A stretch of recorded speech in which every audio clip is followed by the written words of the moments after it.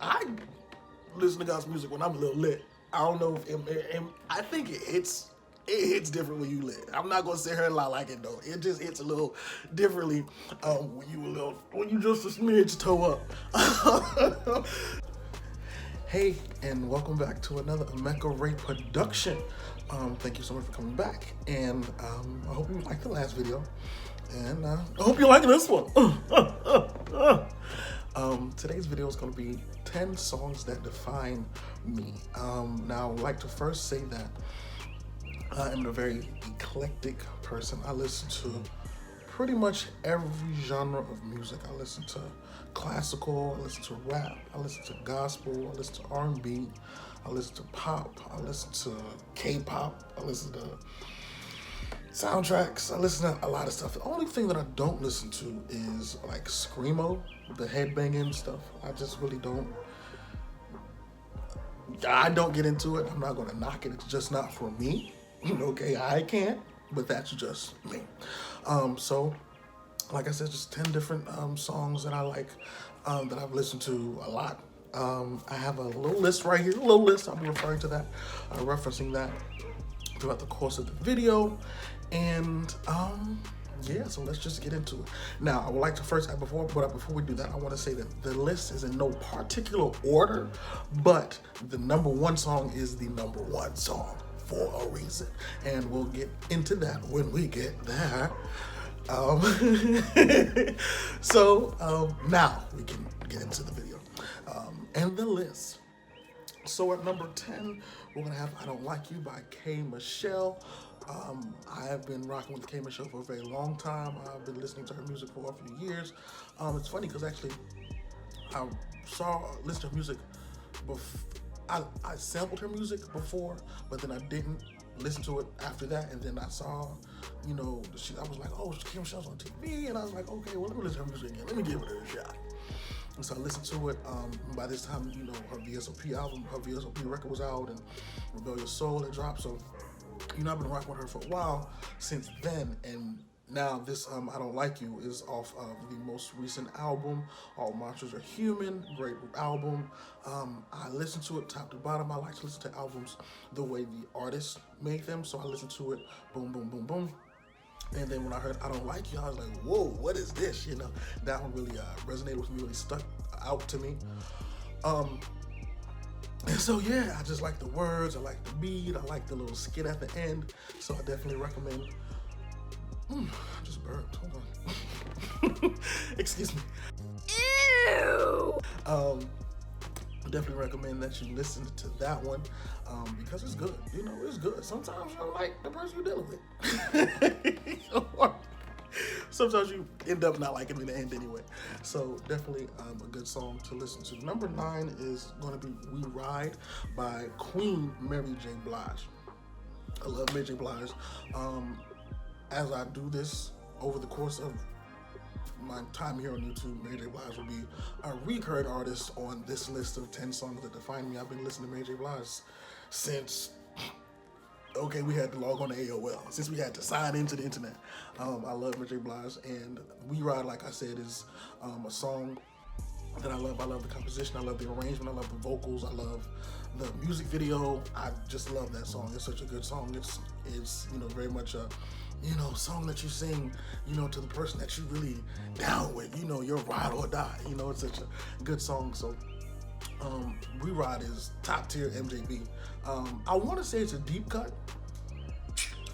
I might be wrong, but I don't see that song getting as much love as it should.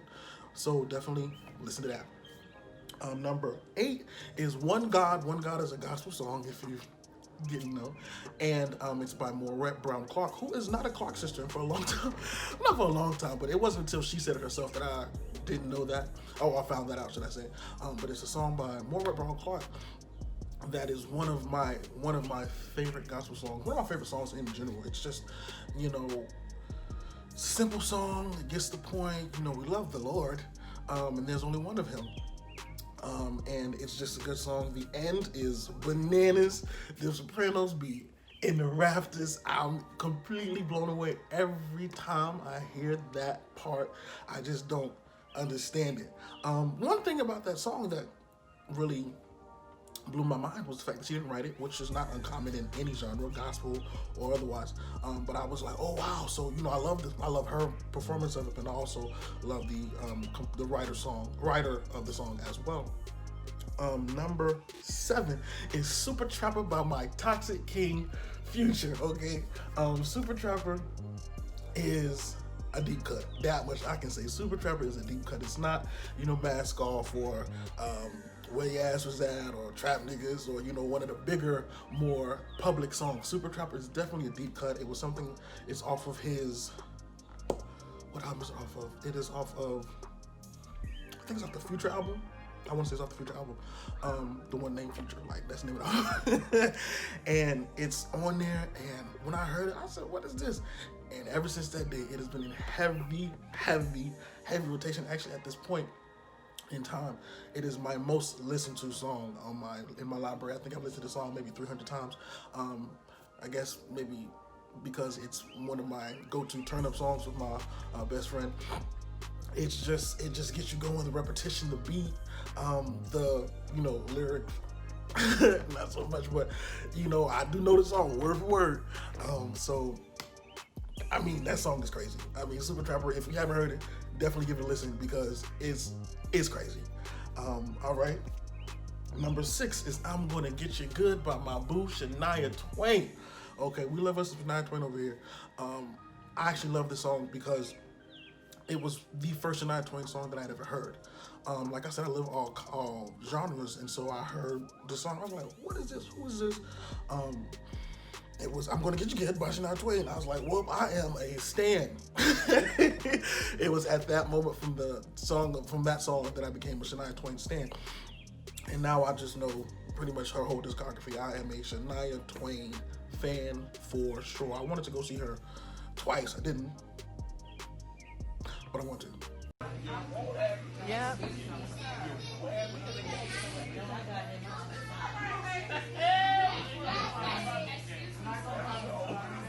So, Shania Twain is the GOAT. Okay, she deserves her place in music stardom. She's definitely a legend. Number 5 is I'll Be Right There by KCS, Karen Clark Sheard, an actual Clark sister.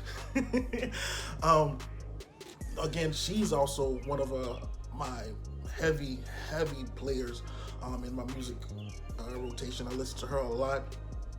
I listen to gospel music Monday through Sunday. Okay, it's not just something that I play on Sundays. So I'll be listening. I listen to gospel music when I'm a little lit.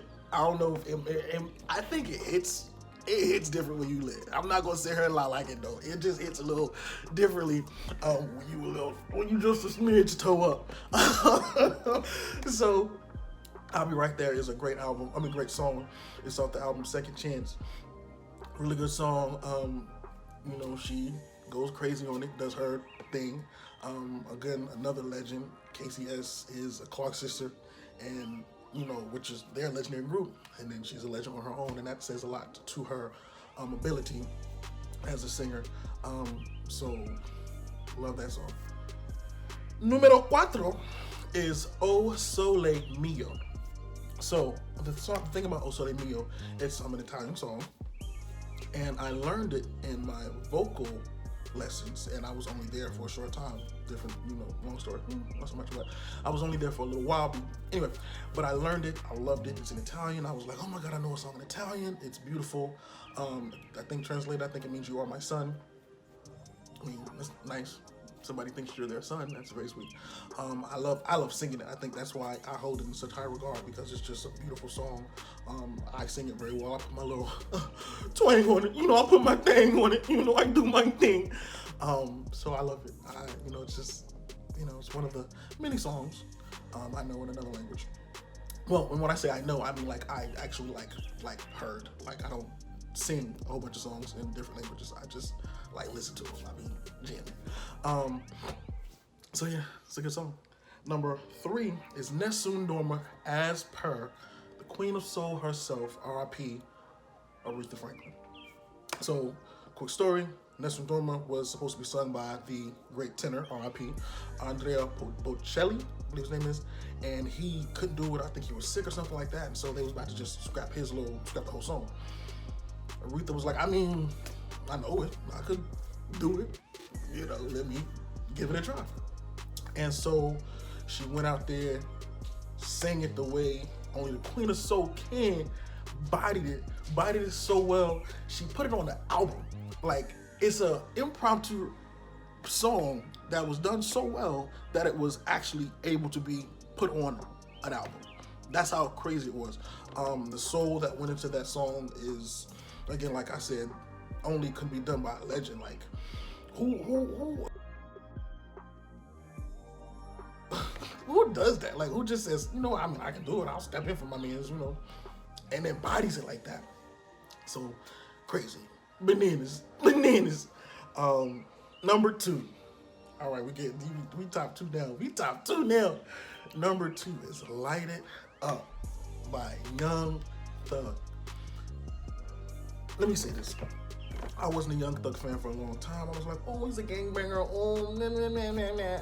I don't want to support that. And so I didn't listen to it.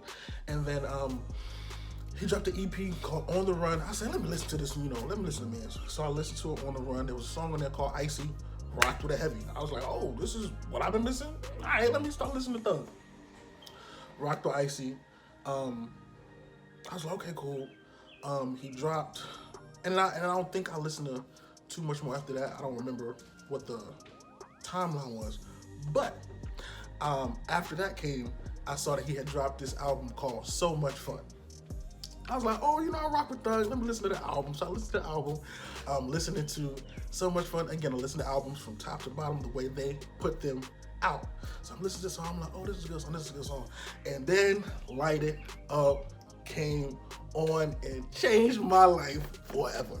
I don't know what it is, because the bars, I mean, it's not much there lyrically, but that beat got me going crazy. And then on top of that, my mans came out with probably one of the greatest ad-libs to ever be said on a recorded album in history. And what ad-lib was that? The ad-lib was "Gucci your neck." When Young Thug said, "Gucci your neck," I about crashed the car. I was like, what is happening? And I didn't know I needed it. I didn't know it was missing from my life, but I'm glad I got it because it brings me so much joy. It really does bring me so much joy. So "Light It Up," crazy. It's a deep cut. That much I know. I believe to be true. Like I said, so much fun. Give it a listen. I hope it does what it needs to in your life because it gives me my life. You feel me? And now we are at number 1.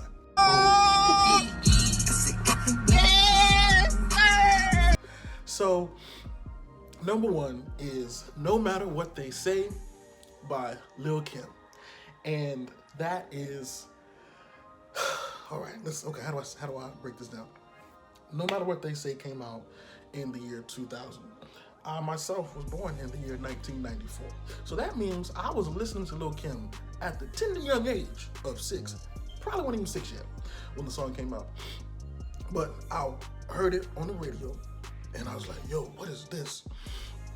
Quick little flashback. So in the year 2000, you had to log on to the internet and you did not have access to music as easily as you do now. We didn't have Apple Music, Spotify.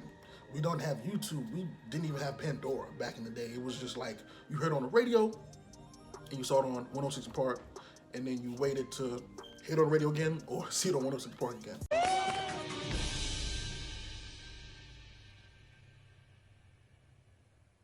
Wait a damn minute. Wait a damn. So heard the song "No Matter What They Say," completely lost my mind. I was like, what is this? Who is this woman? What is this sound? Where is it coming from? I don't need to hear it again every day for the rest of my life.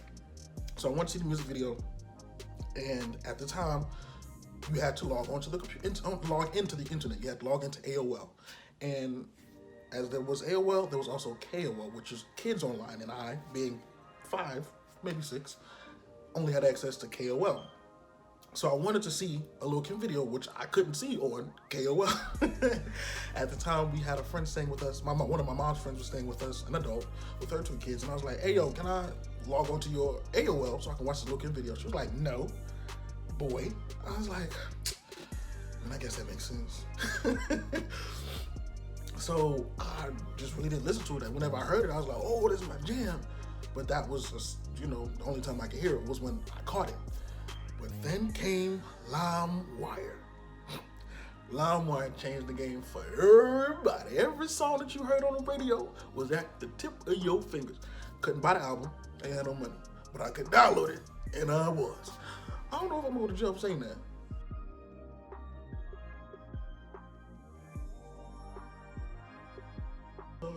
But I was using LimeWire.